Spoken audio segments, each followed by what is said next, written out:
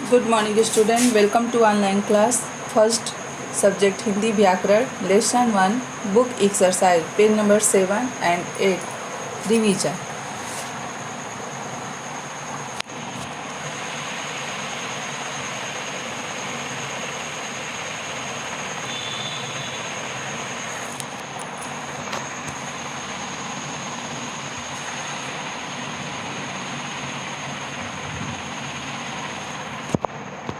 Revision first है, दिए गए चित्रों को देखकर बताइए कि चित्र में दिखाया गया व्यक्ति क्या कर रहा है।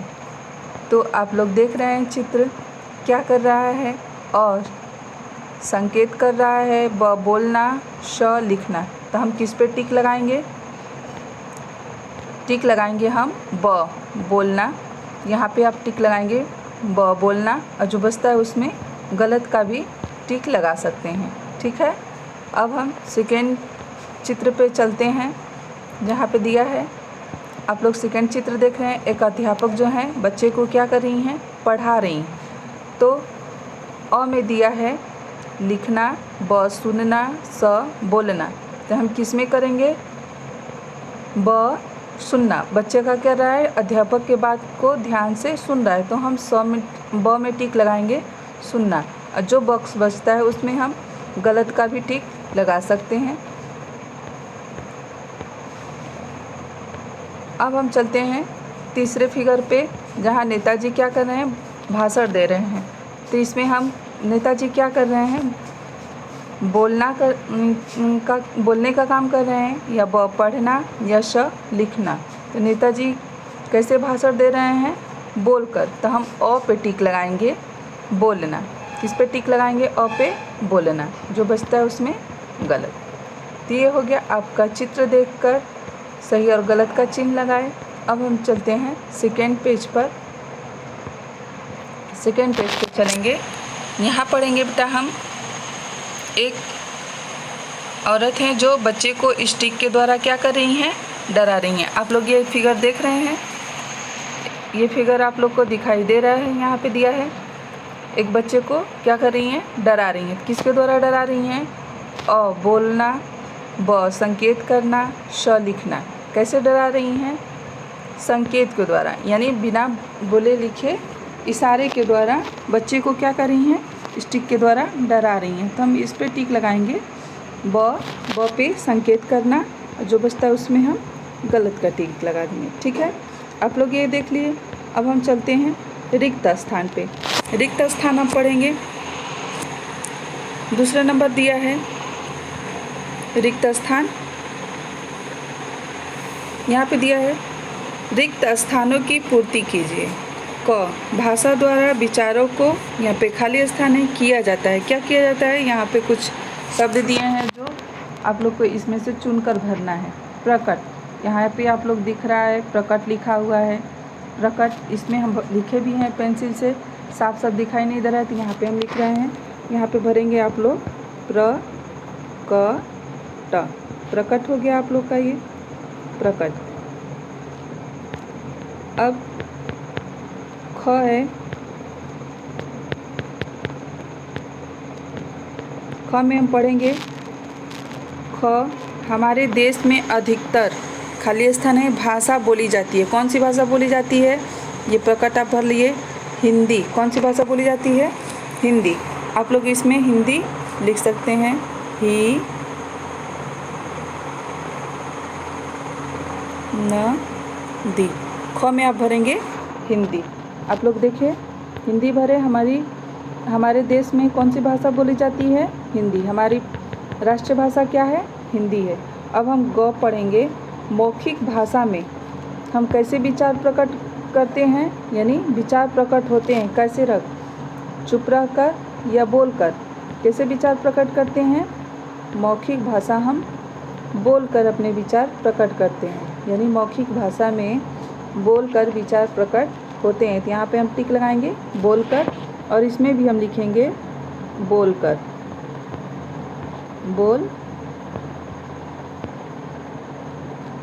बोल कर। आप लोग देख रहे हैं, इसमें भरेंगे बोल कर। अब हम घ पढ़ेंगे। मुस्लिम भाई, खाली स्थान आप लोग देख रहे हैं, कौन सी भाषा बोलते हैं? घ यहाँ पे मुस्लिम भाई, खाली स्थान है, भाषा बोलते हैं, कौन सी भाषा बोलते हैं? अंग्रेजी या उर्दू? कौन सी भाषा बोलते हैं? मुस्लिम भाई उर्दू भाषा बोलते हैं। हम क्या भरेंगे इसमें? उर्दू। इसमें हम भरेंगे उर्दू। उर्दू आप लोग को समझ में आ गया? क में क्या हम भरे? प्रकट। ख में क्या भरा गया? हिंदी। ग में बोलकर और घ में उर्दू। आप लोग को ये दिखाई दे दिया है रिक्त स्थानों की पूर्ति। अब हम पढ़ेंगे प्रांतों और भाषा का नाम। निम्नलिखित दिया है ना यहाँ पे, निम्नलिखित प्रांतों की भाषा का नाम लिखिए। यहाँ पे दिया है आप लोग को तीसरा, निम्नलिखित प्रांतों की भाषा का नाम लिखिए। प्रांत का नाम है भाषा, तो हम पढ़ेंगे बेटा। क में दिया है पंजाब, ख गुजरात, ग महाराष्ट्र, घ उड़ीसा। तो हम लोग इसमें क्या भरेंगे? पंजाब में कौन सी भाषा बोली जाती है? पंजाबी। यहाँ पे लिखा है पेंसिल से, यहाँ पे स्पष्ट भी हम लिख दे रहे हैं, पंजाबी। पंजाबी।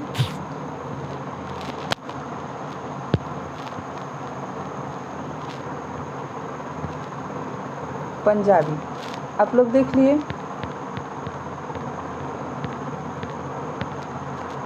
अब है ख, गुजरात में कौन सी भाषा बोली जाती है? गुजराती। यहाँ पे लिखा हुआ है, फिर हम अगेन लिख दे रहे हैं, गुजराती।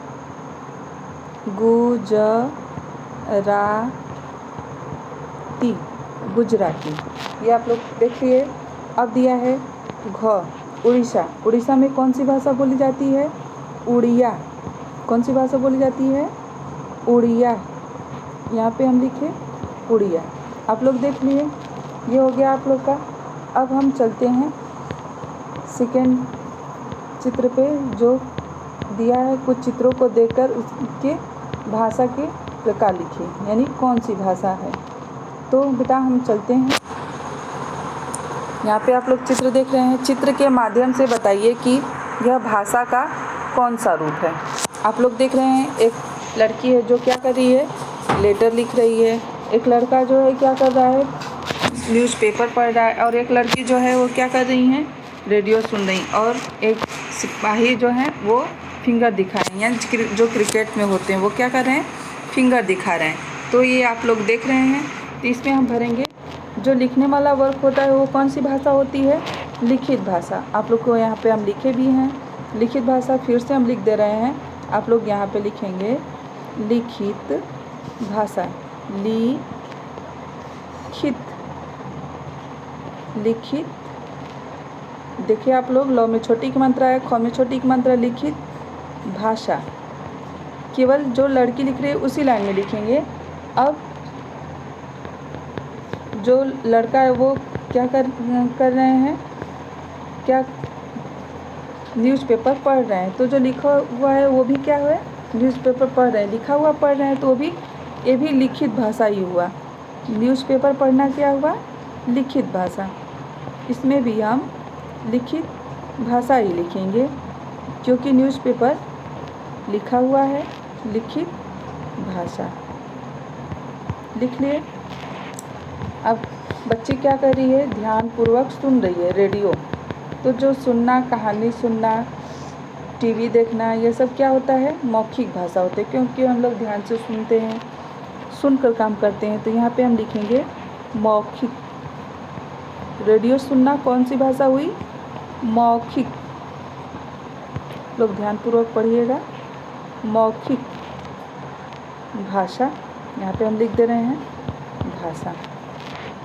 अब अंपायर जो क्रिकेट में इशारे करते हैं वो कौन सी भाषा हुई? इशारा करना कौन सी भाषा होती है? सांकेतिक भाषा। यहाँ पे हम लिखेंगे सांकेतिक भाषा। सांकेतिक। क पे ए की मात्रा, त पे छोटी की मात्रा, क। सांकेतिक भाषा यहाँ पे हम लिख दे रहे हैं। सांकेतिक भाषा आप लोग लिखना जान गए होंगे, भाषा। ये हो गया आपका। अब हम चलते हैं सेकंड चैप्टर पे।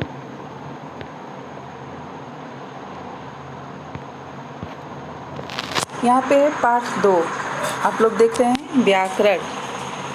आपके बुक में दिया है पाठ 2 व्याकरण।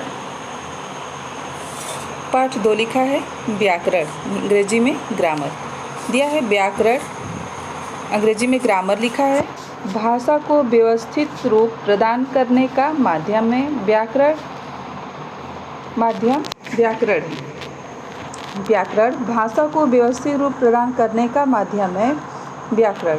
व्याकरण है। व्याकरण के अभाव में भाषा का बिगड़ा हुआ रूप देखने को मिलता है। आप लोग ये देखें व्याकरण की परिभाषा। अब हम कुछ चित्र देखेंगे। जैसे एक बच्चा जो है क्या कर रहा है, गिलास से दूध पी रहा है। जैसे अ में दिखा है राम दूध पीती है, और ब सीता दिन में सोता है। तो राम क्या है, पुल्लिंग शब्द है। राम क्या है बेटा, पुल्लिंग शब्द है, लेकिन इसमें क्रिया क्या लगा है, पीती है। क्रिया पीती है, तो ये गलत हुआ। राम दूध पीता है, क्या होगा, राम दूध पीता है। यहाँ पे हम लिखेंगे राम दूध पीता है, ये गलत है, क्योंकि राम क्या है, पुल्लिंग है, और क्रिया क्या लगा है, स्त्रीलिंग वाला लगा है, यानी पीती। ये गलत है वाक्य। अब दिया है ब सीता दिन में सोता है। सीता एक लड़की का नाम है, और सोता क्या है, कौन सी क्रिया लगी है, सोता पुल्लिंग वाला लग गया है, लेकिन सोता क्रिया ये गलत लगा है। सीता दिन में सोती है, ये सही होगा। यानी आप लोग को हम दिखा रहे हैं क्या दिया है, दिया है ऊपर के वाक्यों में कथन गलत हो गए हैं। राम बालक है, बालक को पुल्लिंग माना जाता है। पीती है स्त्रीलिंग की क्रिया है। इसी तरह सीता स्त्रीलिंग शब्द है, सोता है पुल्लिंग की क्रिया है। ये आप लोग को अभी बताया। अतः वाक्य अशुद्ध है, शुद्ध वाक्य इस प्रकार होंगे। आप लोग ये पढ़े, इसको समझे।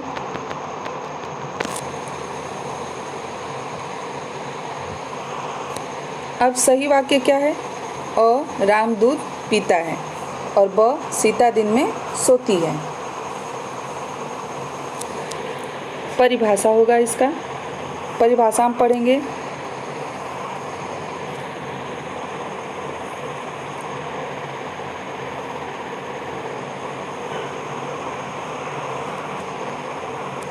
इसकी परिभाषा हम पढ़ेंगे।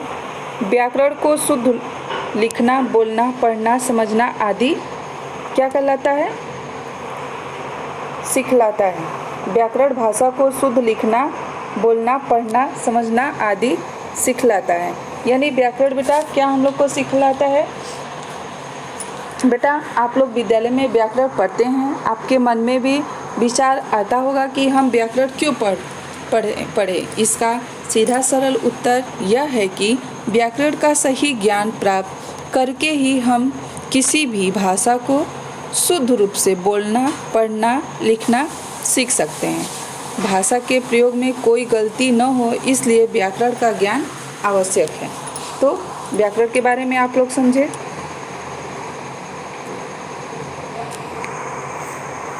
अब हम चलते हैं शुद्ध रूप से लिखना व्याकरण। कैसे है व्याकरण का रूप, यहाँ पे दिया है। निम्नलिखित वाक्यों को शुद्ध कीजिए। अशुद्ध वाक्य यहाँ पे, शुद्ध वाक्य यहाँ पे रिक्त स्थान दिया है। क में दिया है सत्यम सोती है, क सत्यम सोती है। ख बिल्ली रोता है। ग मम्मी दूध पिलाता है। तो अब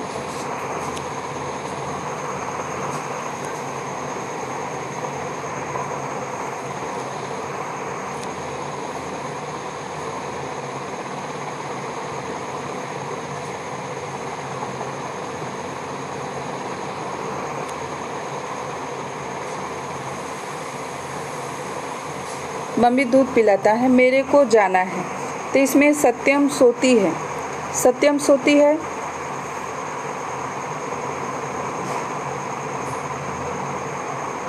सत्यम सोती है, तो इसका क्या होगा? सत्यम क्या है? एक लड़के का नाम पुल्लिंग है।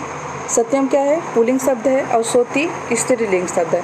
तो स्त्रीलिंग क्रिया है, क्रिया लगा है स्त्रीलिंग का। तो यहाँ पे होगा सत्यम सोता है। हम क्या राइट करेंगे? सत्यम सोता है। सत्यम, यहाँ पे हम लिखेंगे सत्यम सोता है, क्योंकि सत्यम क्या है? पुल्लिंग शब्द है और क्रिया क्या लगा है? स्त्रीलिंग वाला लगा है। तो यहाँ पे हम सोता है करेंगे। सही शुद्ध वाक्य सोता है। लोग देख रहे हैं।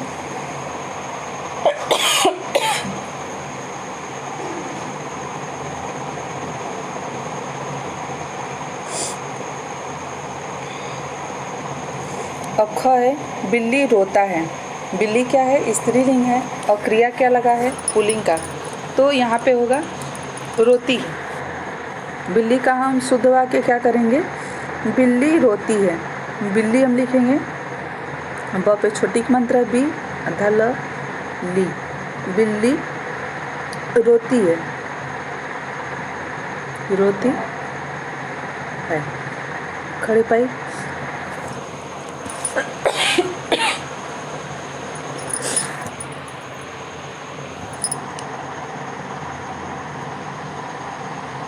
अब ग है,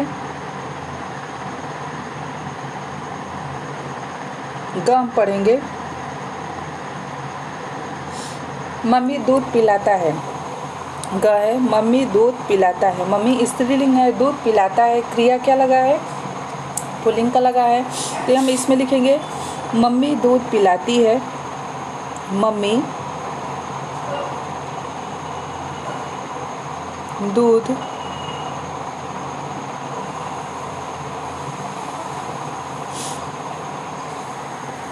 पिलाती है। सही राइट नहीं हो पा रहा है।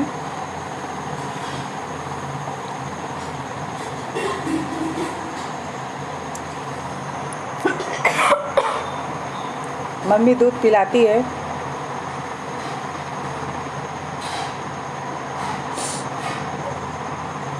अब घ है मेरे को जाना है।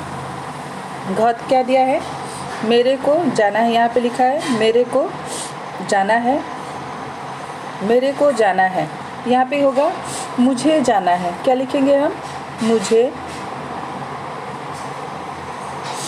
यहाँ पे हम लिखेंगे घ में मुझे जाना है। बेटा हो गए ये आपका पार्ट 2 व्याकरण। व्याकरण हम की परिभाषा भी हम पढ़े। व्याकरण की परिभाषा क्या होगी अभी हम बताएं। व्याकरण क्यों पढ़ते हैं? क्योंकि इसके बिना व्याकरण का सही ज्ञान प्राप्त करके ही हम किसी भाषा को शुद्ध रूप से बोलना, पढ़ना, लिखना सीख सकते हैं। भाषा के प्रयोग में कोई गलती न हो, इसलिए व्याकरण का ज्ञान आवश्यक है। परिभाषा होगी व्याकरण भाषा को शुद्ध लिखना, बोलना, पढ़ना, समझना आदि सिखलाता है। ये हो गया आप लोग का